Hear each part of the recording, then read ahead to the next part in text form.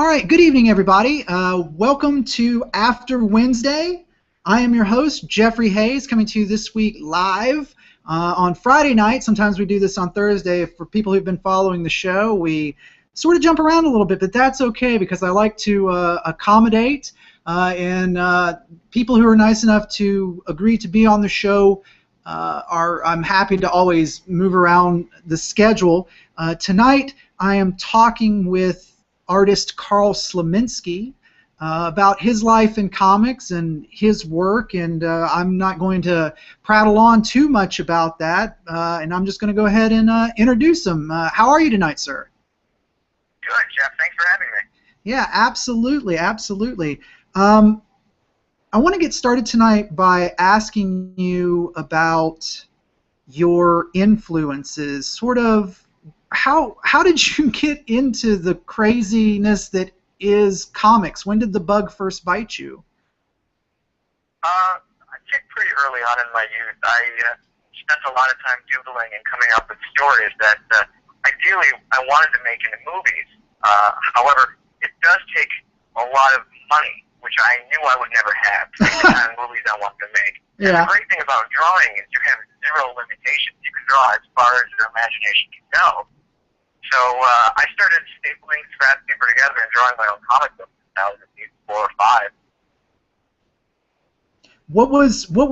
What were the first comics that really captured your imagination? As a kid, it was very early Carmine Infantino Star Wars comics from the 70s. Now, were those basically because it was were they the adaptations? Yeah, they started out as adaptations, and then they did like an expanded universe series, which basically went from each movie onwards. And I was hopelessly addicted to them as a kid. I would find them for really crazy cheap at a nice little used bookstore in my hometown. Where did you grow up? I grew up in upstate New York, in a little city called Rochester. Okay. Now you still live in New York, is that correct? Yeah, I'm actually still in Rochester. I've bounced around a little bit. At the moment, I'm back in Rochester and enjoying all that it has to offer. But I get kind of stir crazy if I'm any place longer than like a couple of years. So I'm fairly certain to move it in the future.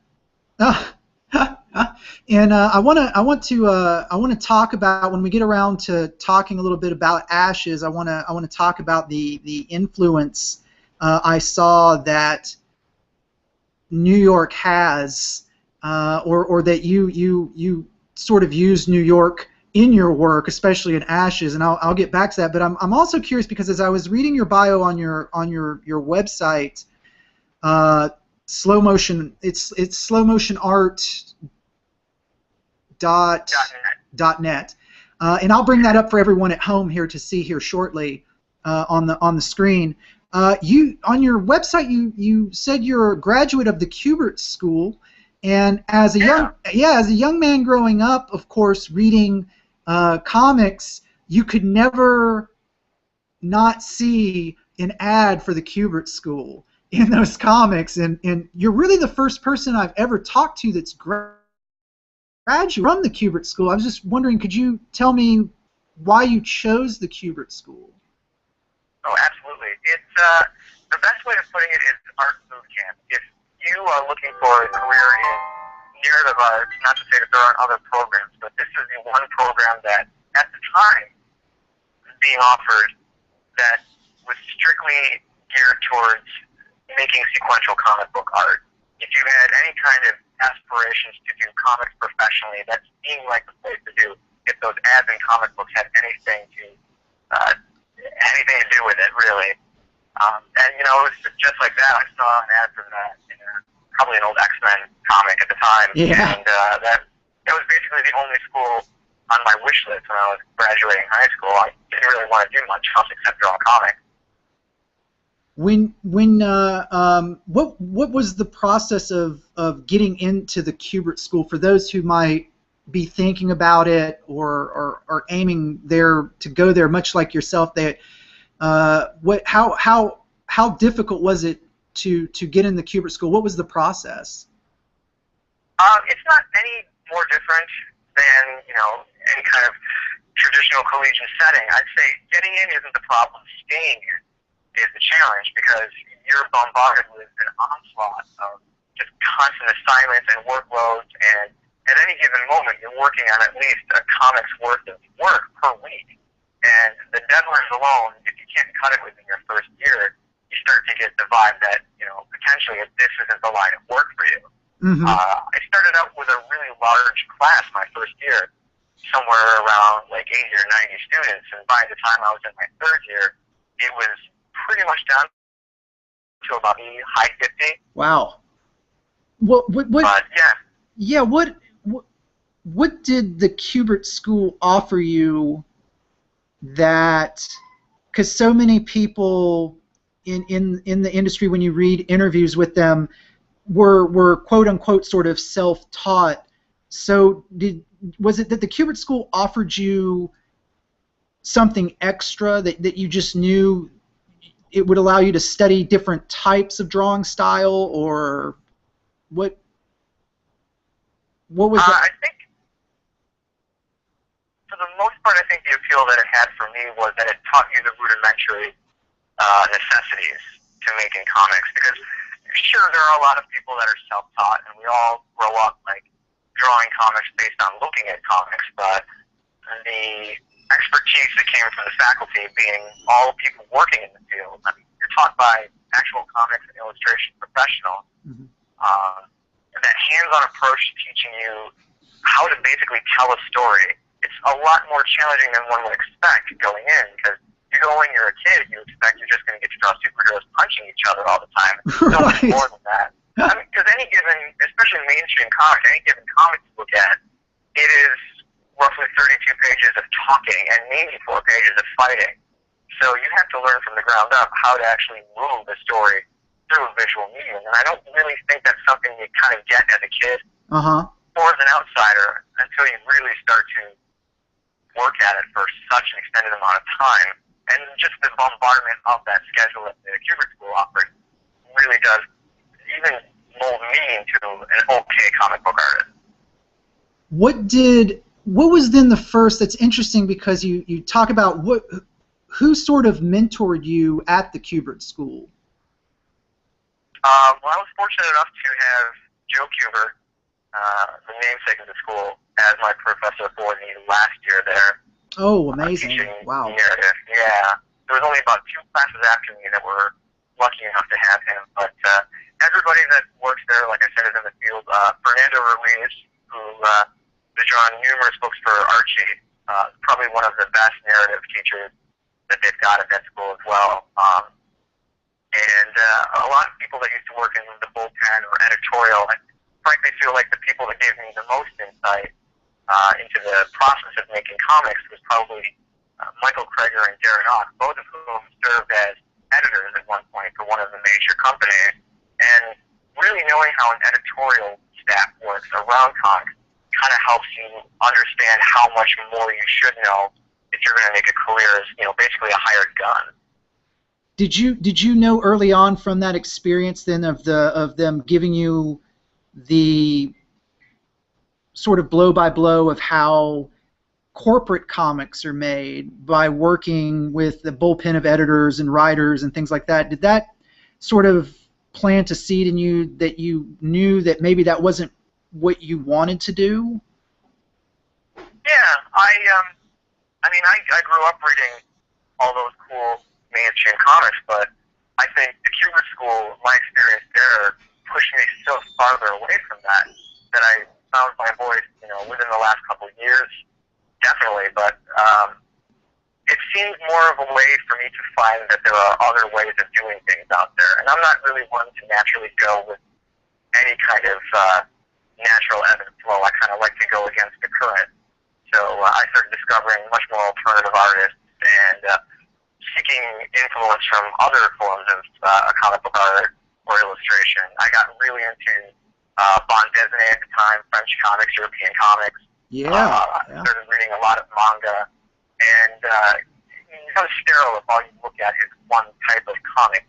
If you have more of a global perspective on how people are drawing and how people are telling stories, you can kind of throw that in the pot at a decent amalgamation that you can eventually call your own once you get the hang of it. I want to speak to you for a moment about bande dessinée, because in the last 7 or 8 years I've become very, very obsessed with French comics. Oh, they're amazing.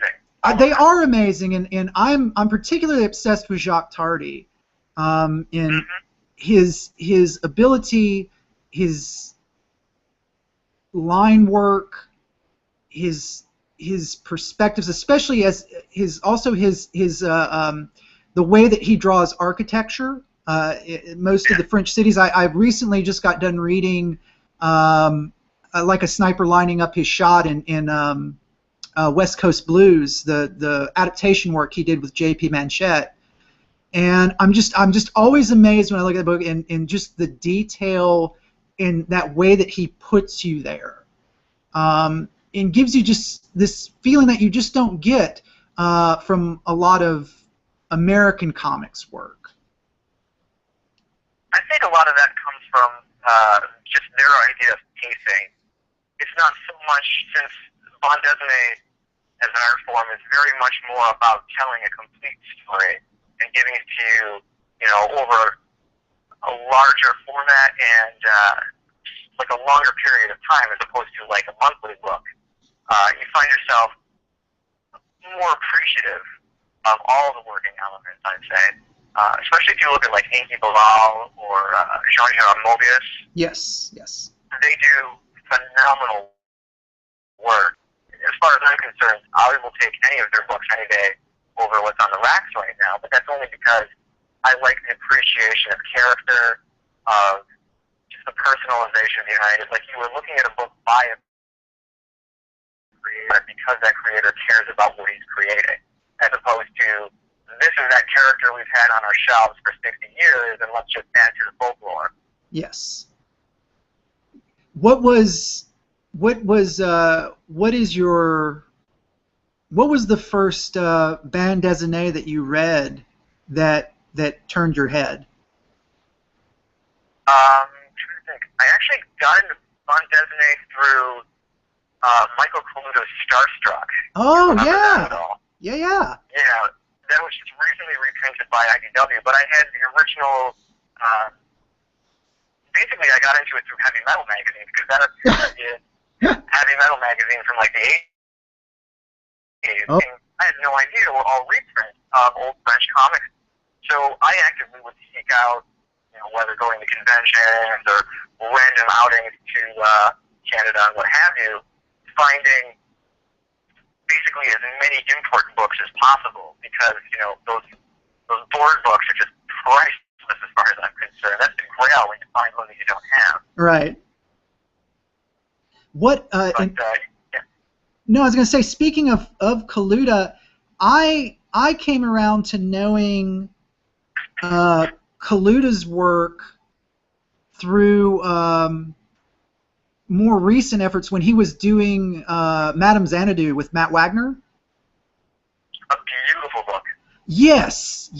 I was absolutely struck. I read whatever the first issue, the arc was that he did with that, and I ran out and just found as much as I could of Kaluda. I was just like, that's the beauty I love about comics, though, is that comics have such a deep, untapped history. There's always something. That's what I tell people. It's just like, if you think you know comics, something always pops up that just makes you go, oh my goodness. Like, there's just these hidden treasures and gems everywhere. Oh, absolutely. And I'm always discovering new artists, and the second you find a new one, you want to backtrack and find their history and understand where they came from more. Why do you think that?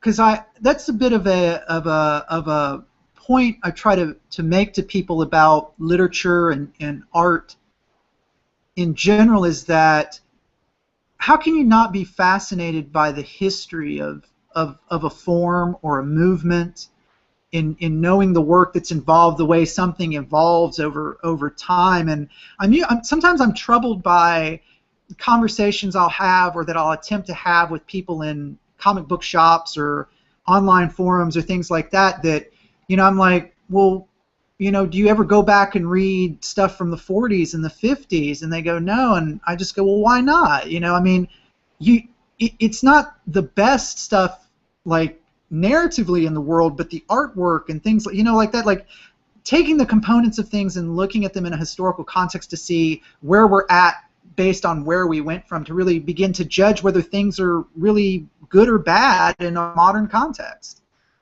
Oh, absolutely. I mean, that comes from having a more anthropological sort of interest in any kind of art form, though. If you want to backtrack and learn where it came from, you're clearly going to be someone who is much more in for the long haul. It's not so much that fanboy mentality, which I respect, but someone who's actually in it for seeing where the medium will go and seeing where someone can take the medium, because it is very individualistic when you look at how one person perceives comics and another person, as opposed to the person who made it and where they're coming from with it. I think that's what gives it such a unique voice as just a storytelling form.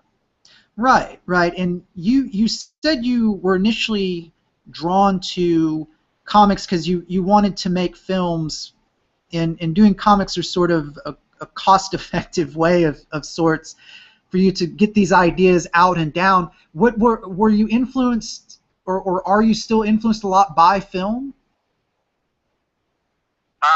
I go to the movies and I see the movies, but there are very few that I enjoy as much as I do comics at this point in my life. I'm sure there are a couple that I've seen recently that were a lot of fun, but there's a lot of style over substance currently. But probably not as much nowadays. I think I'm more influenced by just the ideas that I come up with based on wanting to put something out there that can't be made any other way. Yeah. I want to, I've pulled up for everyone on the web, I'm now showing everyone Ashes, your latest work. How did you come about to this story? Because what I first came to know you through reading Golgotha, and was incredibly struck by it. I thought it was a very emotional book that hit the right notes about maturation and love and friendship mixed in with all the great weirdness. What draws you to a project in working with a writer? Well, first, let me thank you for the review that you actually wrote of Golgotha. It was probably the first one that I read that got me really excited because someone actually got it. Oh, well, thank you. It was legitimately flattering. But I'd say I'm drawn to story above all else and knowing what I can bring to the table. And the writer, I usually try to work with someone, if I am working with a writer, that knows that I'm a good fit for it. Basically, someone that I want to be friends with for 2 or 3 years, because you will basically be working with that person for 2 or 3 years, and probably 2 more years after the fact once you have to promote it, and try to shop it around, and try to find a publisher. And there's something in just having a natural rapport as far as having that implicit trust built between a writer and an artist that this is your story, and I will do everything in my power to make it as amazing as you want it to be, and you can see it in your head. It's not surpassed that. How did you hook up with Mario Candelaria? Mario and I met. I think I had just responded to an ad on a message board. I don't really go on message boards all that often, but I get an itch sometimes when I hit a wall with one of my own personal projects. And his was the only one that didn't have superheroes or zombies in it. And I was very intrigued by any story that doesn't involve those 2 things off the bat. Because everybody seems to think on the internet that they're going to create the next new image from the 90s, basically. Yeah. And that kind of bums me out. What do you think that... Oh, go ahead. No, I was going to ask you, while you're on that subject, because I'm sort of mystified by the appeal of the zombie genre. It's, to me, and I've argued this with a couple of people, and my point is just that I just feel that the zombie genre is sort of one note, and I guess I just feel like after I watched the original Night of the Living Dead, I was like, I get it. Like I don't I don't know what else can really be done with this. I agree with you, but I feel like zombies, like any genre, best work when it is more of a mirror for a societal issue. Mm-hmm. And I think the best zombie stories that I've ever seen are usually when they're taking whatever kind of zombie contagion situation and using that as a juxtaposition for a larger metaphor. I really don't think the last 4 or 5 things that I've seen really care about anything else but a series of headshots and gore. But there's a great Channel 4 series from the UK about 6 years ago called Dead Set. It was about like what happens if the zombie apocalypse occurs during Big Brother. Uh-huh. And the whole thing became like the greatest zombie story ever told because it was using, the invasion of zombies to further illustrate how we are with our obsession in, really face value times, more or less. Mm-hmm. And I think if you're using it as a metaphor for something, it works. As with any genre, the best science fiction is when we're looking at it through, that microscope of like, this is a reflection of us. This is what makes us us. Like, that's why Blade Runner is such a good movie. It's because it's a reflection on what makes us human and what makes us alive.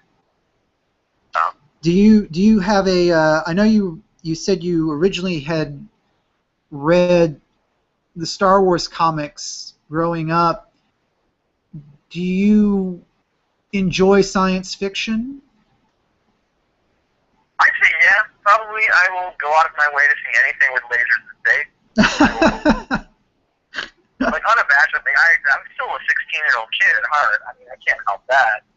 But, as I get older, I'm less in space and more interested in what the lasers mean and what the space means.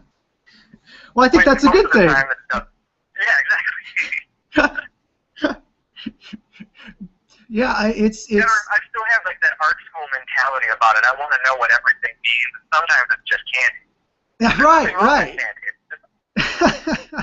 Did you ever McCloud's work, like understanding comics and all of that, and try to understand how he was sort of deconstructing what comics are, and did you agree with it? I actually have tried to avoid the understanding comics. Anytime you get collegiate about something like that, I kind of feel like it takes away from the magic a little bit. Mm-hmm. I appreciate it on an educational level, especially for someone who's new to comics. Like, to an outside reader, I would totally give them Scott McCloud's Understanding Comics, because they would understand maybe a small iota of what we try to do on a daily basis as illustrators. Uh-huh. But seeing as it's so much of my day-to-day life, I really don't want to read about comics if it's taking time away from making them. Right. I mean, I try to stay away from comic journalism for the same reason, because it just makes me go, kind of just want to be making them right now. Yeah, it's too, as someone as I've written about comics for years, I'm always struggling with that, because I want to write basically my opinion of the piece, but yet I always feel the need to sort of ground it somehow in some sort of aesthetic theory, or as you were saying about good narrative. My background is in English. I have a degree in English, and I respect good comic narratives in that way, where it's just like, this is no different than a novel that tells a very good story. The thematic elements, as long as they're in play, can be just as compelling or even more so. So that's kind of how I've always approached writing about comics. I unfortunately I really dislike reading comic reviews that are just sort of banal, and as you're saying, they take away the magic in a way. I don't know. I'm still wrestling with that a little bit each time I sit down to write. You're more than welcome to take that hit for me. I refuse at this point. That's quite all right. I understand. Well, let's talk about Ashes some. As we've been talking, I've been scrolling on screen here through the book to let people see the interior art. I want to talk about the themes I picked up on as I was reading it this past week. This theme of fathers and sons in maturation. What draws you to that theme? I honestly don't know, because I've had a really good relationship with my old man, so it's always had some deep-seated issues in the family. But I think when I was reading Ashes initially, it's on the page, the relationship between him and his father, in the dialogue. Yeah. Myra was really good at writing dialogue that is interpersonal with characters without saying too much, without being too on the nose about anything. So it's a lot more about subtlety, but choosing certain shots between Matt, the main character, and his father, and having them echo. There's a few times in the book where I'll have a shot of his father in a completely separate scene. Matt looks just like him, too, the way he's standing, the way he carries himself. Uh-huh. And I think we really don't explore family so much in comics. It seems to be less of an interest, which I understand. It's not punching things, but it's something that it is part of life. And I feel like the more human approach to a hero's tale is what attracted me most to Ashes. Mario's script is very, very good at illustrating overcoming obstacles and just the gritty life of a New York City firefighter. But there's so much more going on interpersonally with these characters, whether it be with his father, his son, you know, with the guys in his house. Matt is dealing with so many different, almost self-put upon. He puts an added pressure on himself to maintain these relationships and to not be, you know, in many ways he doesn't want to be his father, but at the same time he does want to be his father, just like he wants to be a great firefighter like his father. So I think humans are really interesting because of this myriad of contradictions. And the fact that the story gave me the opportunity to explore that dynamic was the main reason that I basically wanted to do it. How did you? I mentioned earlier that I wanted to get around to this because I thought it was really inescapable the way you so beautifully draw New York in Ashes. In fact, I have the page up right now where they're in where the Ark is in the park. Pardon my ignorance. I don't. What's the name of the Ark? Is it the Arch? It's in Brooklyn, and the name escapes me too, of course. I'm not sure if anyone's listening, you're shouting it right now on your computer. Right. But it seems like New York City is in itself a character. And did you think about that as you were sort of laying this out and thinking about how you wanted to the design on the page, or was that something you talked more about with Candelaria? Absolutely. Little column A, little column B. I think it's important to treat the setting that your story takes place in as another character, because otherwise you're basically drawing a book in a blue sky with no clouds. You need to have that substantial surrounding to make the world feel a little bit more believable. I mean, I'm not going to draw a book about, you know, downtown Toronto without knowing, like, there was one summer where there was an amazing movie theater and a garbage strike, and this is why the streets are covered in stacks of garbage. This is a true story, too. But you need to know little details. Like, take the time to understand where you are coming from, essentially. If you don't understand, like, well, Brooklyn is, you know, almost itself completely different life force than Manhattan or Long Island. These are characters within themselves, you know, and, you know, the Brooklyn that I draw is probably not the same Brooklyn that it is now, because Brooklyn now is overrun with a bunch of yuppie green. But the Brooklyn that I like is, you know, that dyed-in-the-wool kind of, like, a bohemian artisan haven that's full of rust and grime and dirt, and still kind of beautiful because it's still living in the shadow of its former self. That's a New York that's appealing to me. That's the New York of, like, Taxi Driver, that kind of New York, which still has the filth and the grime and the slime. And I like drawing that generally. I like cities in general. Mm-hmm. I don't know. And yet I've never worked on a Batman book or anything, so Right, right. But that's good. That tells people, so it's just like, you don't have to appreciate drawing cities in such a manner. You don't have to be stuck like you're alluding to just by drawing Gotham. I mean, it's not an exclusive thing. This was a Kickstarter project, and what was that process like? Stressful? Stressful is a good word. Because basically you have to check your popularity every day. It's kind of like being in high school and you want someone to talk to you, but you sit at the nerd table, which I usually did. Right. It's very nerve-wracking. You are constantly, if not by the hour, grading yourself based on who's pledged what, if your project's going to come to fruition. But I personally have donated to a couple dozen comic book Kickstarters, and last year alone, I think I spent a good third of my money on Kickstarter-funded comic books that I did actually going to stores. So I think it's a great platform to use if you're especially an independent artist and looking to get, not only your book put out, but also to get a little bit of recognition for what you do. Ashes was very rewarding in the sense that we got a lot of really good coverage for that book. From various comic book journalism and even USA Today. That's kind of huge. I can't scoff at that. I mean, we're just the little engine that could, metaphorically speaking, but got a really large audience. How has, since you've become a professional, how has things like, or what's your opinion on where comics are going?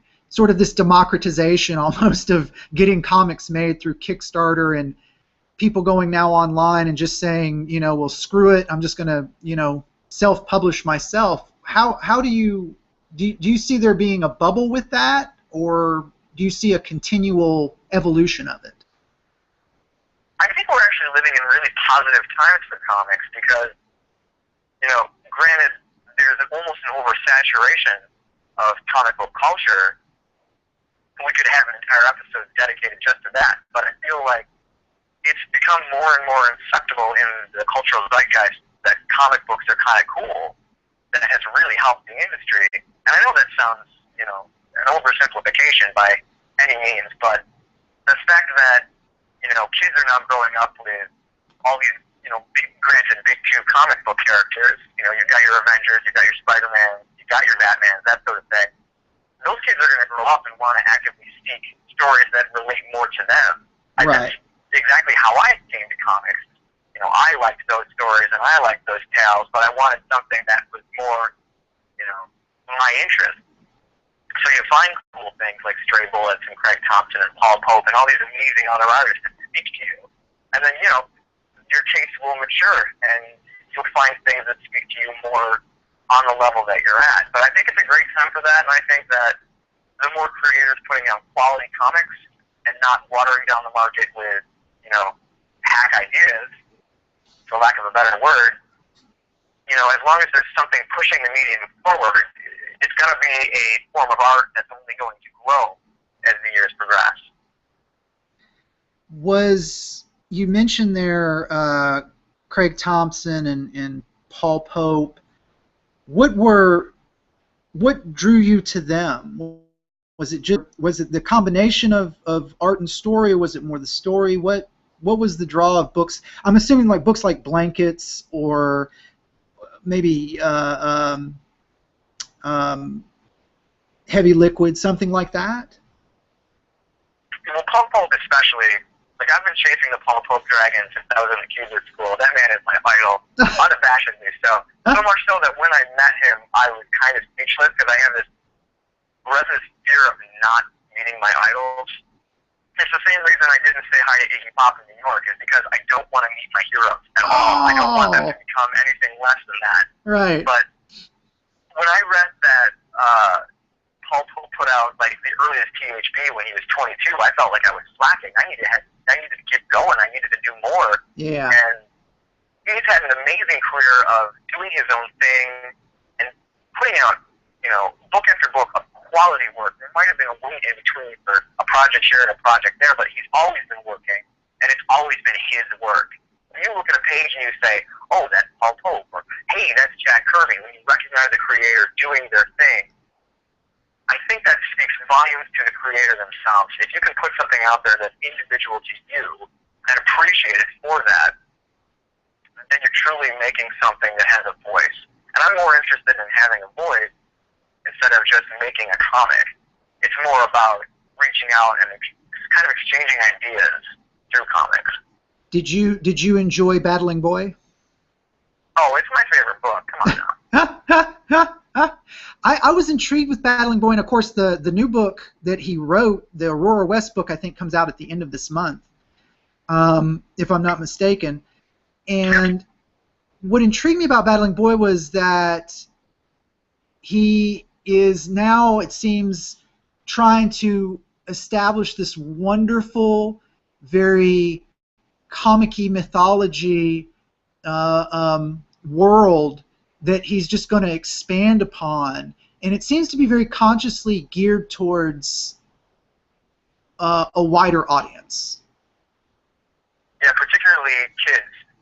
Yes. He's been very adamant about saying that it's something that's more for a wider, younger audience. You know, it's kind of a strange industry that, you know, DC Comics isn't allowing jokes in their movies anymore, and everything is so dark, everything is so oversaturated and bleak. And comics are pop, they're disposable, they're fun. You know, even when they're at their most stern, I think there should be a little level of tongue-in-cheek, because it is a comic book, and it is a beautiful art form, but at the same time, it is still a form of escapism. Yeah. Whether that escapism reflects your own life, that's a whole different ball of wax. But I feel that the more choices there are for a younger audience, that's also why I applaud Adventure Time as well, because somehow those kids are getting into Adventure Time and then later finding out that all those people that work on it came from like really small indie comics. Yeah. And they go out and they find them, and then it's great. It's like Johnny Appleseed. You plant that seed, and eventually years later they'll have trees. What thinking about that, about planting seeds and having someone find these wonderful things and that turning into something else and influencing and sort of pushing people in new directions of thinking and exploring to find good art and good story. What advice do you have then for those people trying to break into comics or trying to begin to make a living at it? I'd say the safest thing to tell anyone is you'll never be broke into comics until you've actually broken into comics. I've been doing comics for almost a decade now, and I'm still a nobody, but I can stand behind my body of work, and as long as you're with knowing that for a long, long time you'll be making comics for yourself, I mean, it's a solitary life. If you're prepared to, you know, go down that road, you'll be sitting at a desk, ideally for as much time as possible, for a small nugget out of your ear where one person might come to you at a convention and say, hey, what's this about? And then you know, can't tell them what it's about because you're so socially awkward. Right. Eventually you just start stammering and give it to them for free. I live for that moment. I like when, you know, someone actually takes a chance on me, because they'll always be taking a chance on you until you're Do you do you have you done a lot of conventions? You know, honestly, I am not good at conventions. Mainly because they're getting overrun by, you know, these bigger corporations that are bringing in, you know, so many media guests, and it's not about comics as much. There's a few conventions that I think are amazing. SPX is one of the best things I've ever been to. Oh, I would love to go. Yeah, I'd love to go to that. So good. Yeah, SPX, TCAF. I've heard really good things about Emerald City and this weekend Baltimore Con. Yeah. Apparently those are all just about comics. I'm interested in, you know, going to a convention that's just about comics. And, you know, I've done a couple smaller conventions. I have done bigger conventions, but there's no room for us now. Yeah. The gatekeepers don't want the people that they're making the money from it. So it's not on time in that regard, but at the same time, someone's going to find me somehow if they're inclined. I mean, I'm sure there's at least one person listening right now that'll say, never heard of this guy. Don't like him, but I bet his work is good. How did you hook up then with 215 Inc.? I was attached to the project before we had a publisher, and the majority of it was already in the can. I had basically collaborated with Andrew Harrison, who wrote it, from the get-go. Again, just responding to an ad. And it was one of my first gigs out of the Hewitt School. I think it was about a year or two out of the gate, and I had a bunch of unpublished work under my belt that still isn't published, because that's the name of the game. And he was really impressed with how prolific I was and how often I was making comics, even though nobody cared. And I think that spoke to him. So we did the book. I worked on that for about a year and a half, and they liked it, so they put it out. It was probably the most seamless transition from print to publishing I've ever seen. Yeah, and of course that's how I found you, and have been enamored and awed by your work ever since, sir. Oh, thank you. Absolutely. Well, we're about out of time for tonight. Can you hang out 1 second while I wrap things up? Absolutely. All right. I want to thank everyone tonight tuning in live for listening. Of course, this show is archived not only on Google+, but also over on YouTube, in case people are watching us over on the YouTube page that I linked to earlier. You may, of course, share the show. Please share the show via Google+, Facebook, Twitter, or YouTube. If you're curious to chat with me about the show or just about comics or movies, books, pop culture in general, you can find me over on Twitter. My handle is JLDPROD2002.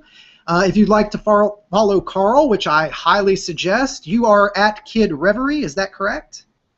You got it. That's KIDREVERIE. That's the Twitter handle. My Twitter question this week, based on our conversation, is one: what drives you to create your art? What are your influences? Where do you see your art at? Where do you want it to be? You can answer that Twitter question with the hashtag #AfterWednesday so that everybody can, of course, join in on the conversation. I want to thank, again, Karl Slominski so much for being here tonight, and I want to thank everyone else who listened. We're off next week, but we'll be back the week after with Matt Miner, who's going to be here to work, also a Kickstarter veteran, working at Black Mass Studios with his book Liberator. We're going to talk about Liberator, animal rights, and whatever else Matt wants to talk about. I'm sure he's exhausted. He's on the convention circuit right now. I believe he's in Salt Lake City, if I'm not mistaken. But we'll talk to him soon. And so thank you all so much, and until next time, be safe.